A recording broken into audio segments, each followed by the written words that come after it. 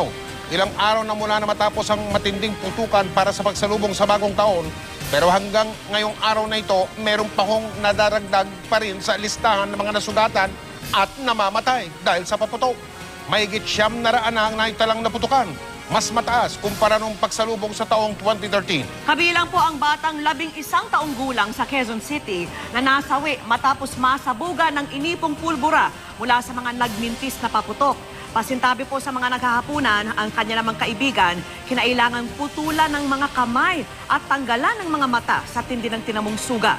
At mula sa lungsod ng Caloocan, nakatutok live si Mariz Umali. Mariz!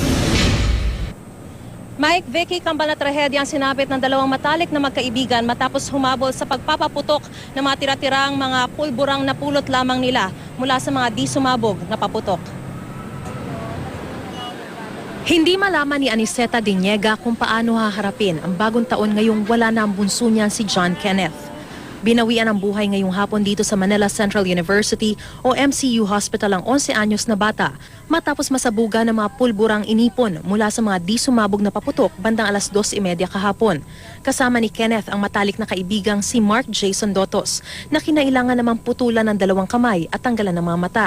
Yung anak ko daw, nag-ipon-ipon ng mga tira-tirang paputok, pinagsama-sama at saka dinidikdik daw sa lata. Dalawa sila, magkakaibigan. Tapos bigla daw sumabog. Parang malakas pa sa granada. Nakikita daw nila yung anak ko, tumatakbo palabas ng hingi ng tulong, warak na ang ulo, duguan.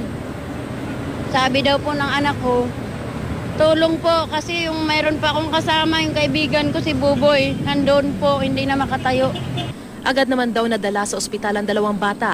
Di na nakapagsasalita si Kenneth pero hanggang kagabi ay naigagalaw pa niyang katawan. Di na nakita ang tinamo nitong pinsala sa ulo dahil hindi siya na CT scan, dala ng kakapusan ng pamilya. Sabi ng doktor, masama ang pagkakatama niya. Sa lakas ng impact, tumilapon siya, yung anak ko. Pagka tama ng pader, biglang bagsak sa lupa. Sama-sama po ng loob ko kasi po, tinapos lang po niya yung taon na umabot pa siya ng ono. Tapos po, hindi ko kalain na dos pala, patay na siya. Mamamatay pala rin siya. Hindi ngayon malaman ng single parent na si Aniceta kung saan kukunin ang halagang 45,000 pesos para mailabas ng ospital ang anak.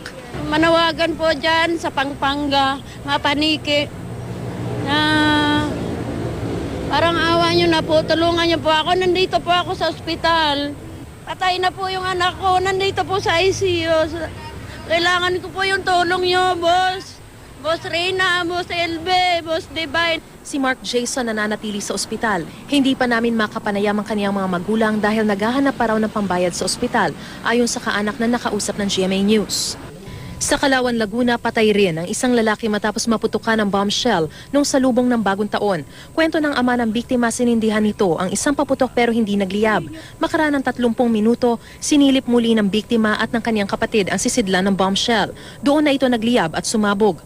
Nagawa pa raw ng biktima na ilayo ang kanyang kapatid sa paputok, kaya nakaligtas ito at bahagya lang nasugatan. Sabi ko, huwag nyo nang pakialaman. Babayaan nyo na iba nasundihan.